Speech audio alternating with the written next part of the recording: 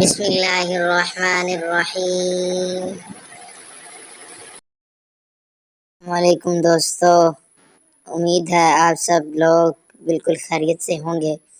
آج میں آپ کو حضرت ابراہیم علیہ السلام کی ایک نہایت ہی اچھی خوبی کے بارے میں بتاؤں گا۔ تو شروع کرتے ہیں۔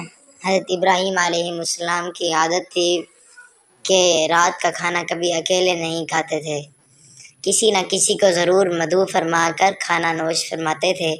ایک رات حسب عادت آپ کسی مہمان کا انتظار کر رہے تھے کہ کسی نے دروازے پر دستک دے دی۔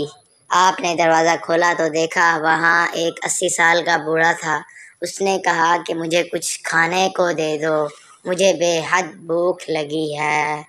حضرت ابراہیم علیہ السلام نے خوش ہو کر فرمایا، مرحبا مرحبا، اس آدمی کے ہاتھ دھو لیں۔ اس کے سامنے کھانا رکھا اور کہا بسم اللہ کیجیے۔ وہ بوڑھا بولا، میں بسم اللہ نہیں پڑھوں گا کیونکہ میں مجوسی ہوں۔ حضرت ابراہیم علیہ السلام نے غصے میں آ کر کہا، کھڑے ہو جاؤ، میں مجوسی کے ساتھ کھانا پسند نہیں کرتا۔ وہ بوڑھا چلا گیا۔ ادھر پلک جھپکتے ہی حضرت جبرائیل علیہ السلام آئے اور بولا، اللہ نے فرمایا ہے، اے ابراہیم علیہ السلام، منکر تو وہ میرا ہے، میں نے تو 80 سال میں کبھی بھی اس کا رزق نہیں روکا۔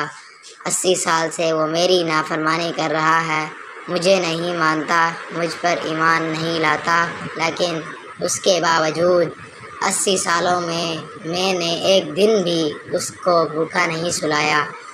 حضرت ابراہیم علیہ السلام یہ سنتے ہی اس مجوسی کے پیچھے دوڑے۔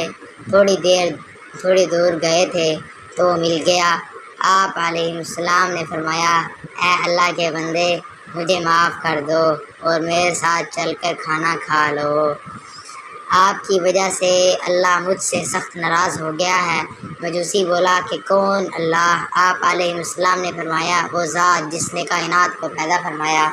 اللہ وہ ہے جس نے ہر شے کو تخلیق کیا اور خوبصورت شکل میں ڈالا۔ اللہ وہ ہے جو تمام مخلوقات کو رزق دیتا ہے، جس نے تجھے اور مجھے اب تک زندہ رکھا ہوا ہے۔ مجوسی حضرت ابراہیم علیہ السلام کی یہ بات سن کر رونے لگا اور بولا، کیا کہنے ہیں تیرے رب کے، اے اللہ کے بندے، تیرے رب کا تو اخلاق بہت اعلیٰ اور عظیم ہے۔ میں اتنے پیار کرنے والے عظیم رب پر ایمان لاتا ہوں۔ چنانچہ اس نے کلمہ پڑھا اور اللہ پر ایمان لے آیا۔ عزیز دوستو، ہمیں نفرت گناہ گار سے نہیں بلکہ اس کے گناہ سے کرنی چاہیے۔ جو کوئی بھی انسان کسی گناہ میں مبتلا ہو، ہمیں اس سے نفرت نہیں کرنی چاہیے بلکہ اس کے لیے ہدایت کی دعا کرنی چاہیے۔ اللہ ہم سب کو سمجھنے اور نیک اعمال کرنے کی توفیق عطا فرمائے، آمین یا رب العالمین۔ اسی کے ساتھ دوستوں مجھے اجازت دیں، اللہ حافظ۔ پلیز میری ویڈیو کو ضرور سبسکرائب کریں، لائک کریں، شیئر کریں اور اچھی لگی ہو تو کمنٹ بھی ضرور کریں۔